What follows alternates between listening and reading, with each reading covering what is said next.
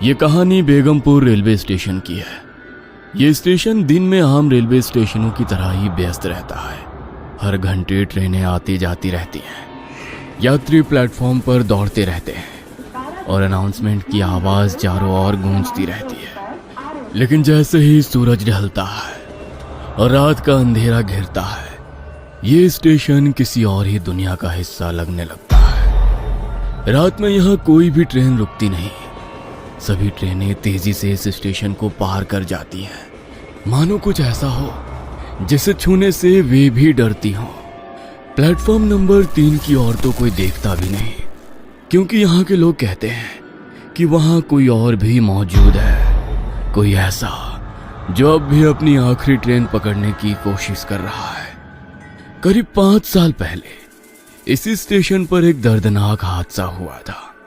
इस घटना के बाद से ही कुछ अजीब चीजें होने लगी।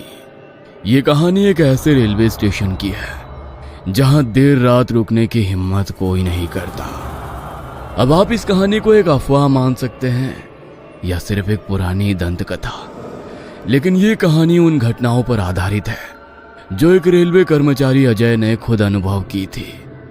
अगर आप इस स्टेशन के प्लेटफॉर्म नंबर 3 पर रात के समय अकेले खड़े हों तो शायद आप भी वही महसूस करें जो अजय ने किया था। अजय एक रेलवे कर्मचारी जिसने पिछले 12 सालों से भारतीय रेलवे में काम किया था। कुछ महीने पहले ही उसकी ट्रांसफर बेगमपुर रेलवे स्टेशन पर हुई थी। उसे रेलवे ट्रैफिक कंट्रोलर के रूप में तैनात किया गया था और उसकी ड्यूटी थी कि वो रात की आखिरी ट्रेन के गुजरने के बाद स्टेशन ऑफिस को बंद करे।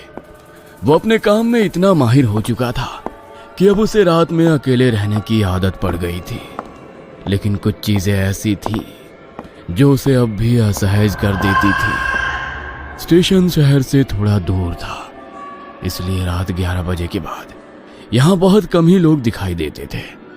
लेकिन कुछ कर्मचारियों और लोगों में ये चर्चा थी कि आधी रात के बाद प्लेटफॉर्म नंबर 3 पर अजीब चीजें होती हैं।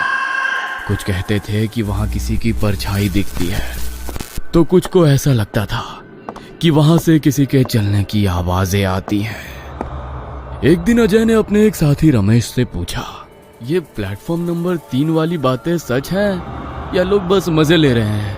रमेश ने हल्की हंसी के साथ जवाब दिया, भाई मैंने खुद कुछ नहीं देखा, लेकिन बहुत से लोगों ने अजीब चीजें महसूस की है। पहले एक गार्ड था, उसने दावा किया था कि उसे प्लेटफॉर्म नंबर 3 पर एक आदमी बैठा दिखा, लेकिन जब पास गया तो कोई नहीं था। और ये सिर्फ एक ही बार नहीं हुआ, कई लोग कह चुके हैं कि यहाँ कुछ गड़बड़ है। अजय ने इस पर ज्यादा ध्यान नहीं दिया। उसे भूत प्रेत की कहानियों पर विश्वास नहीं था। वो मानता था कि रात के अंधेरे और दिमाग की थकान के कारण लोग भ्रम का शिकार हो जाते हैं। लेकिन दोस्तों, उसे क्या पता था कि जल्द ही उसे खुद इस रहस्य का सामना करना पड़ेगा। कुछ साल पहले रवि एक सरकारी कर्मचारी था जो रोजाना रात 8:30 बजे की ट्रेन से सफर करता था। लेकिन उस दिन वो ऑफिस में ज्यादा काम की वजह से लेट हो गया था। उसकी पत्नी ने फोन पर बताया था कि घर पर मेहमान आए हुए हैं। वो जल्द से जल्द पहुंचना चाहता था।